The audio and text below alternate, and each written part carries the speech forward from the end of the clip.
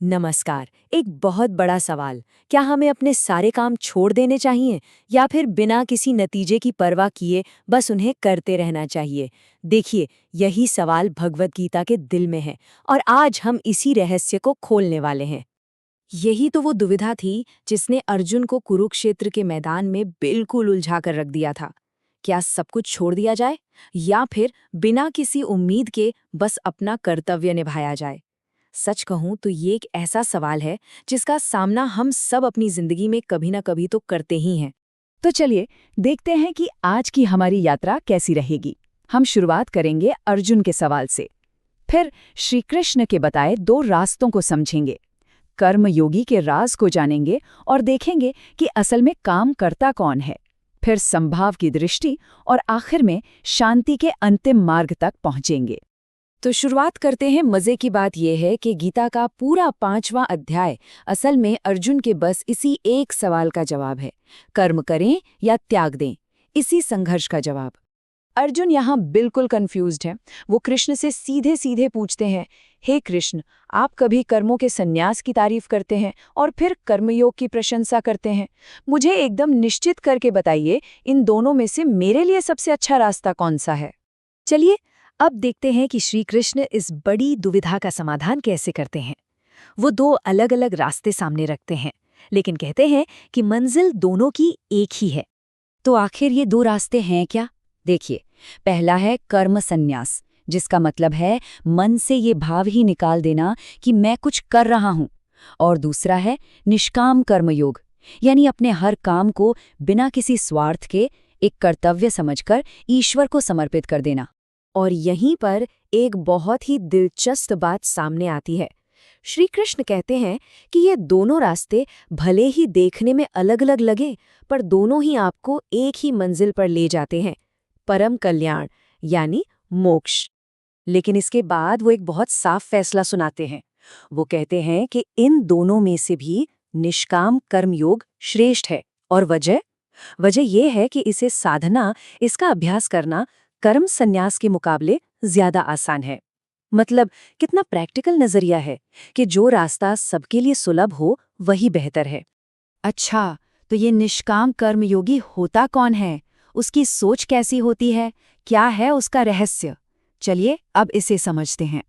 और यहाँ श्री कृष्ण सन्यासी की परिभाषा को ही पलट देते हैं। वो कहते हैं, सच्चा सन्यासी वो नहीं जो कर्म छोड़ देता है, बिल्कुल नहीं। सच्चा सन्यासी तो वो है जो न किसी से नफरत करता है और न ही किसी चीज की इच्छा रखता है। जो इंसान सुख दुख जैसी इन दोहरी चीजों से ऊपर उठ जाता है, वो बहुत आसानी से दुनिया के बंधनों से भी आजाद हो जाता है। तो एक कर्मयोगी की पहचान क्या है? देखिए, उसका मन और इंद्रियां उसके वश में होती हैं। उसका दिल बिल्कुल साफ होता है। वो हर जीव में अपनी ही आत्मा को देखता है और इसी वजह से वो काम करते हुए भी उसके फल में नहीं बंधता, क्योंकि उसका मकसद सिर्फ और सिर्फ अपनी आत्मा को शुद्ध करना होता है। अब हम इस अध्याय के सबसे गहरे और दार्शनिक सवाल पर आते हैं। एक ऐसा सवाल जो हमारी मैं ये कर रहा हूं वाली सोच को पूरी तरह से चुनौती देता है। जो सच को जान जाता है वो इंसान देखता, सुनता, छूता, मतलब जीवन के सारे काम करते हुए भी अंदर से यही मानता है कि मैं कुछ भी नहीं करता हूं। सोचकर देखिए, ये कितनी अद्भुत अवस्था है। लेकिन ये मुमकिन कैसे है? मुमकिन इसलिए है क्योंकि वो ये समझ जाता है कि असल में आत्मा कोई काम नहीं कर रही, ये तो बस हमारी इंद्रियां हैं जो अपने अपने विषयों के साथ मेलजोल कर रही हैं। देखना, सुनना, बोलना, ये सब तो बस प्रकृति का खेल है। आत्मा तो बस एक साक्षी है, एक गवाह जो सब कुछ देख रही है।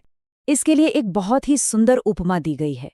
ये जो शरीर है, इसे 9 द्वारों वाला नगर कहा गया है, और आत्मा इस नगर में एक ऐसे मालिक की तरह रहती है जो बिल्कुल अलग है, सबसे जुदा, जो न तो खुद कुछ करती है और न ही किसी से कुछ करवाती है। और जब कोई इस सच को जान लेता है कि आत्मा करता नहीं है, तो दुनिया को देखने का उसका नजरिया ही पूरी तरह से बदल जाता है। जो ज्ञानी है वो एक विद्वान और विनम्र ब्राह्मण, एक गाय, एक हाथी, एक कुत्ते और एक चांडाल, इन सब में कोई फर्क नहीं करता। उसकी नज़र में सब बराबर हैं, क्योंकि वो सब में उसी एक परमात्मा को समान रूप से देखता है। और इस नज़रिए का नतीजा बहुत शक्तिशाली है। कहा गया है कि जिनका मन इस समभाव में, इस बराबरी में टिक जाता है, उन्होंने तो इसी जीवन में पूरे संसार पर विजय पा ली है। वो जीते जी ही मुक्त हो जाते हैं। और अंत में श्री कृष्ण शांति पाने का एक बिल्कुल स्पष्ट, एक अंतिम सूत्र बताते हैं। कृष्ण कहते हैं कि जो इंसान मुझे 3 रूपों में जान लेता है, उससे ही परम शांति मिलती है।